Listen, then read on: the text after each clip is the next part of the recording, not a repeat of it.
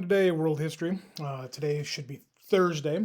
Um, we had talked about China on Monday or Tuesday, depending on what class you were, and then yesterday you should have been doing some election stuff. So today is Thursday.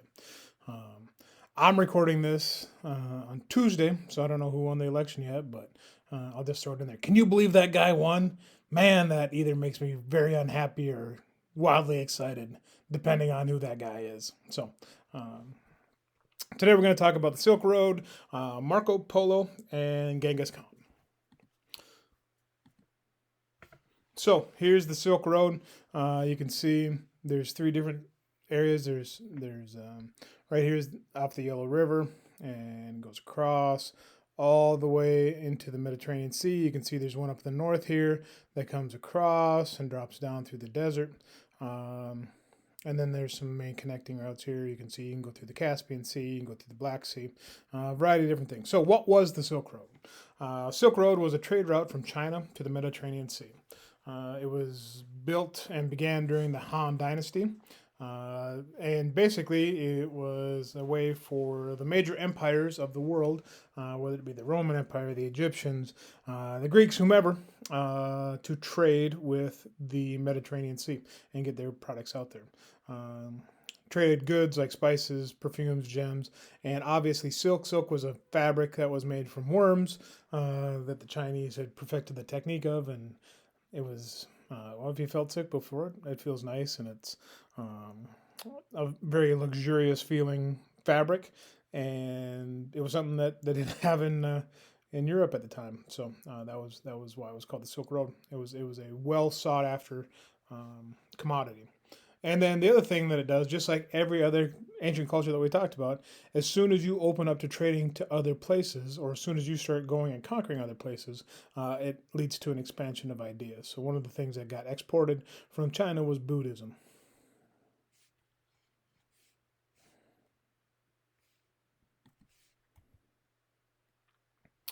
Okay. The other thing that happened is the Tang Dynasty. Okay. We'll talk about how rich the Tang Dynasty was. The Tang Dynasty was the richest dynasty in Chinese history. It was so up until this time, you had the majority of the Chinese dynasties were over on the eastern side of China. It hadn't expanded too far into a little bit into like the Himalayas with Tibet and stuff. But this was the first time that China started to kind of become the same size that it is now. Um, One of the reasons why they started to expand the dynasty is because of the Silk Road and how much money and how much trade good capital they were creating with other places. So as you start to make more money, you start to expand your territory. The one thing that led to its demise was high taxes. So you still had authoritarian rule, and you had the government charging the people a high amount of tax to pay for these different infrastructure things and to basically pay for the things that the emperor wanted. Okay, this next one here. So in China, there was foot binding. What's happened? So you can see right here. See these itty bitty little pointed toe shoes.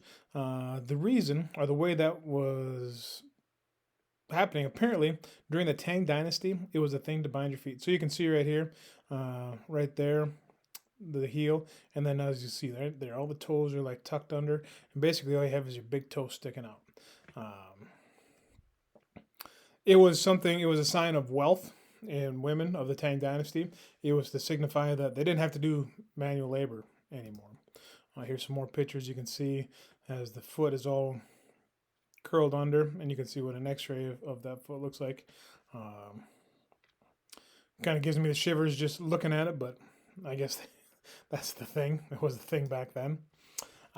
Next guy we're going to talk about is Marco Polo. You probably all at some point in your life played the game of the pool, Marco Polo, and or seen the Geico commercial with Marco Polo in it. But Marco Polo was a Italian explorer.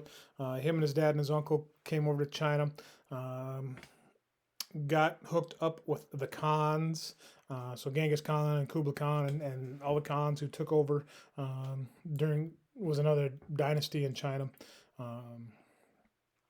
He and his uncle and his dad traveled on the Silk Road for 24 years. He wrote down everything he saw, and then he brought that back to Italy with all these innovations like spices and the use of paper money and burning coal for fuel.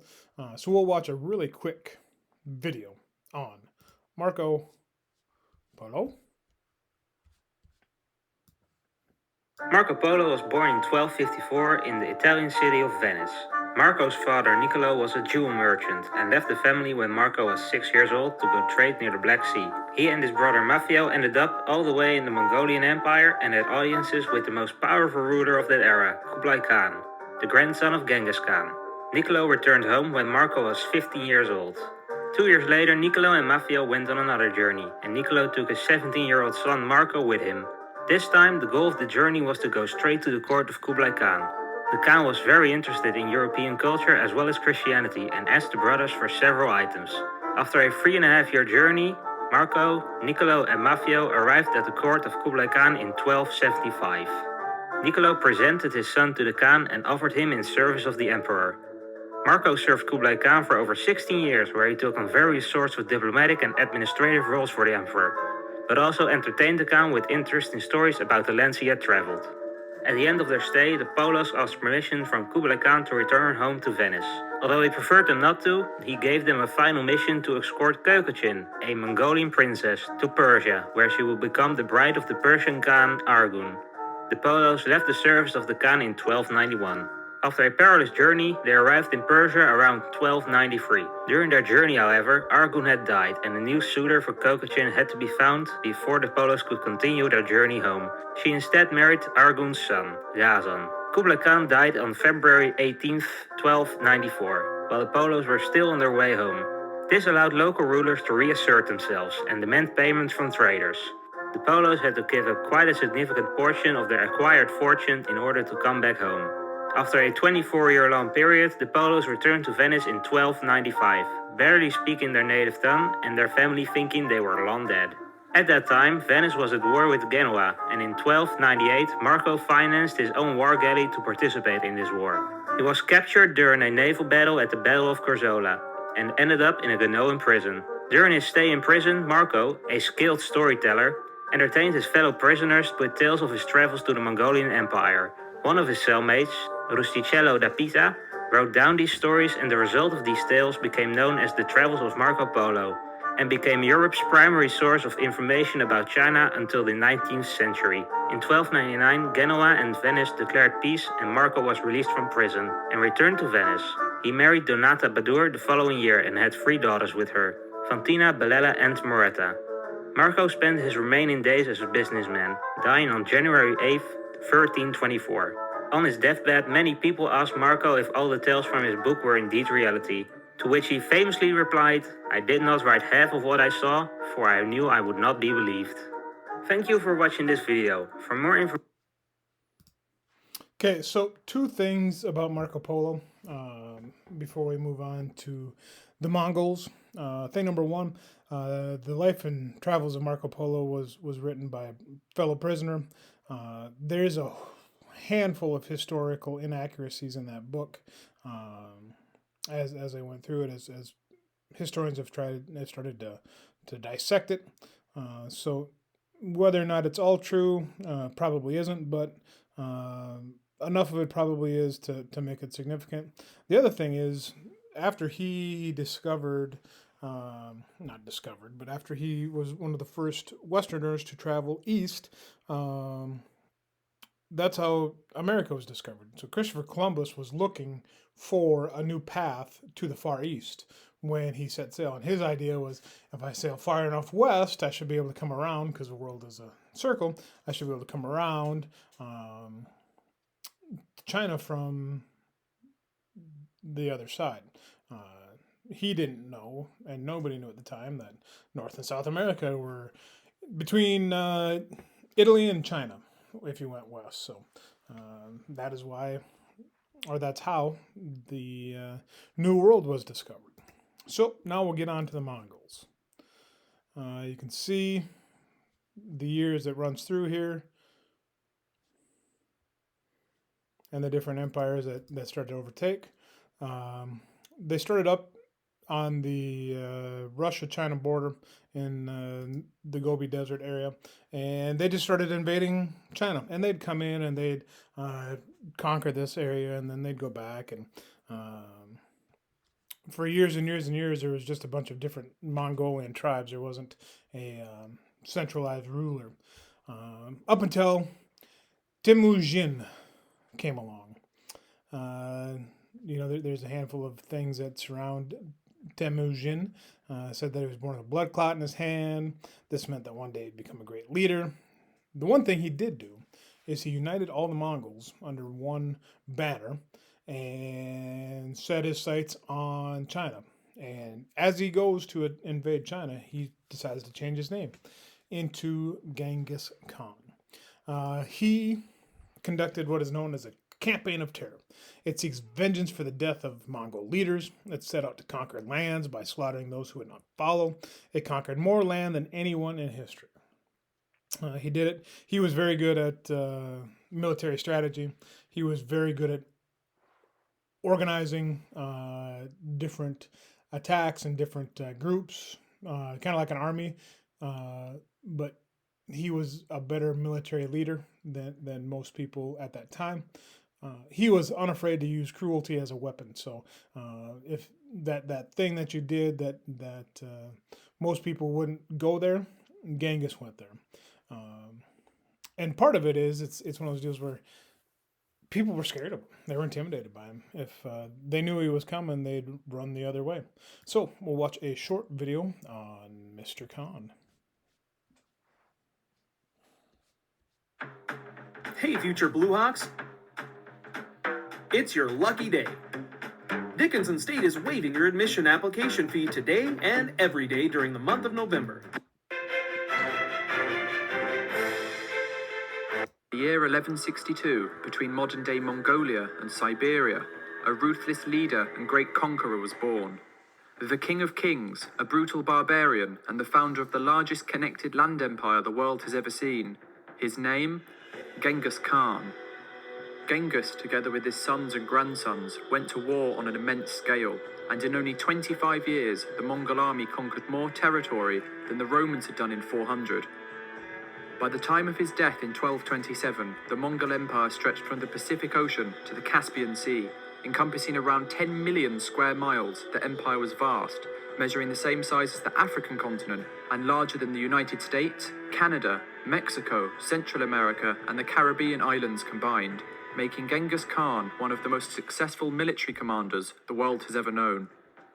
Born in 1162 to the name Temujin, he was the son of a local chieftain and was said to have been born clutching a blood clot, a sign from heaven that he would become a great warrior. Temujin experienced grief and suffering from an early age, with his father being poisoned by a rival tribe when he was only 9 years old.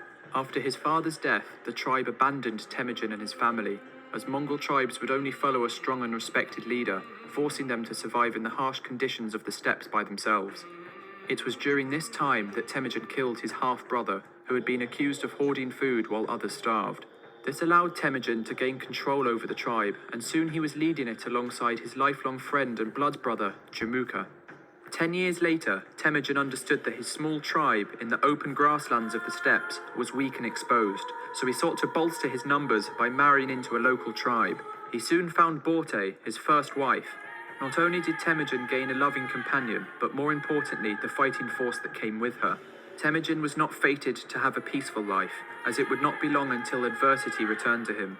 The powerful Merkit tribe came and raided his camp, killing many and stealing Borte away. Temujin and Jamuka managed to escape and made their way to the local Khan, who had fought aside Temujin's father, begging for help. The Khan accepted their plea, and soon Temujin was at the head of a massive fighting force.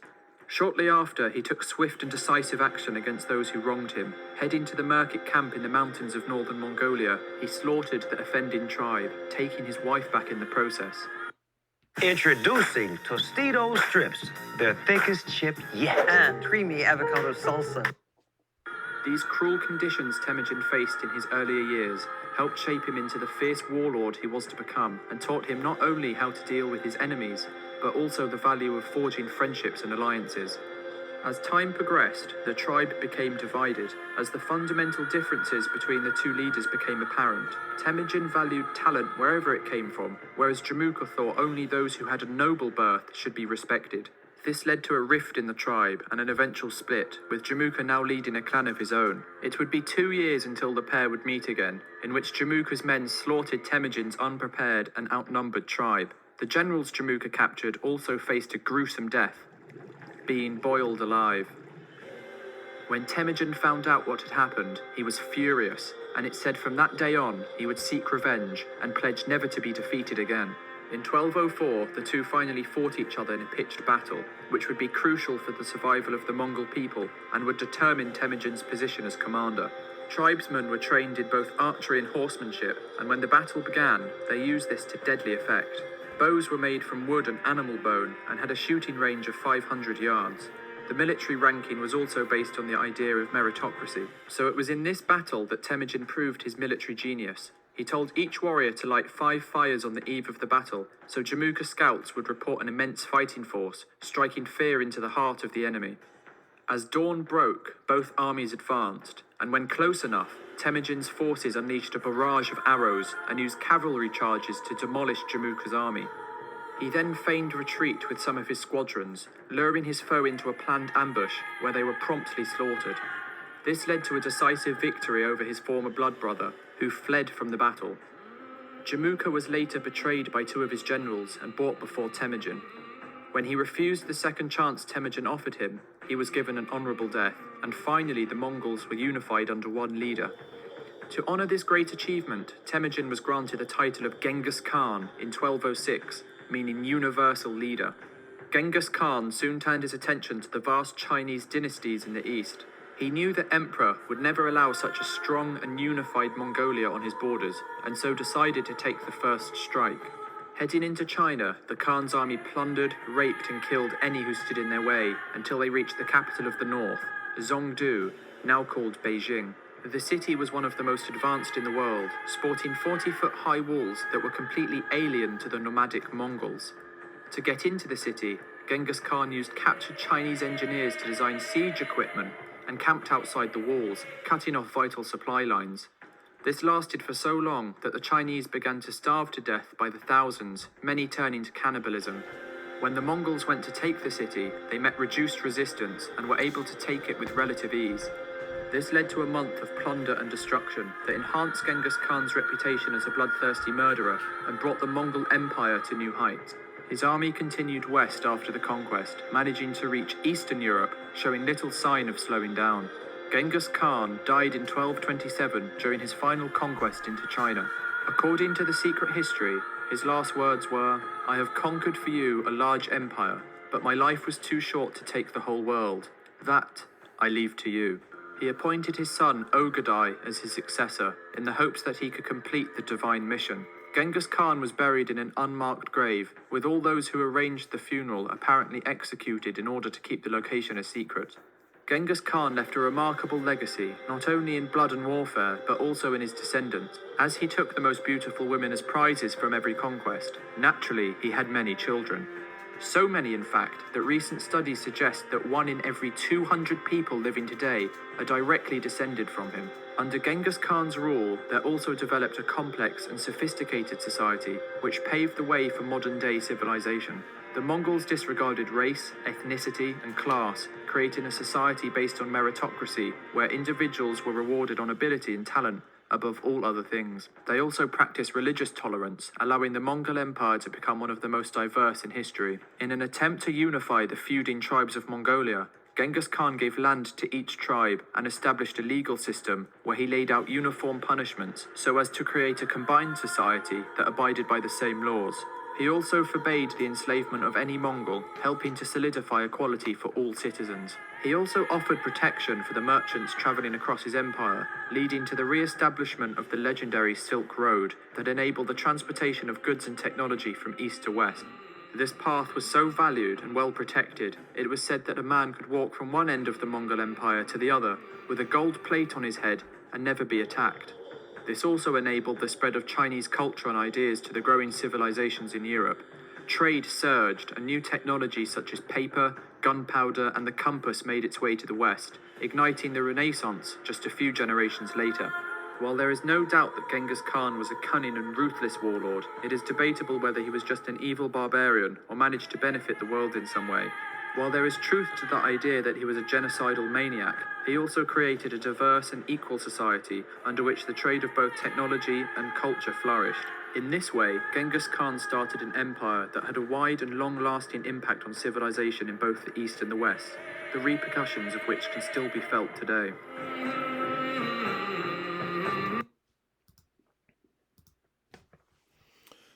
Here you can see the map of the Mongol Empire and the different campaigns that they took.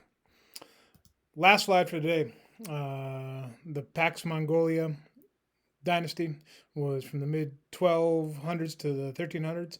There was a time of peace after Genghis' death. The Mongols stopped trying to expand their empire as aggressively as they had been. The empire was broken into 4 different pieces, each headed by one of Genghis' descendants.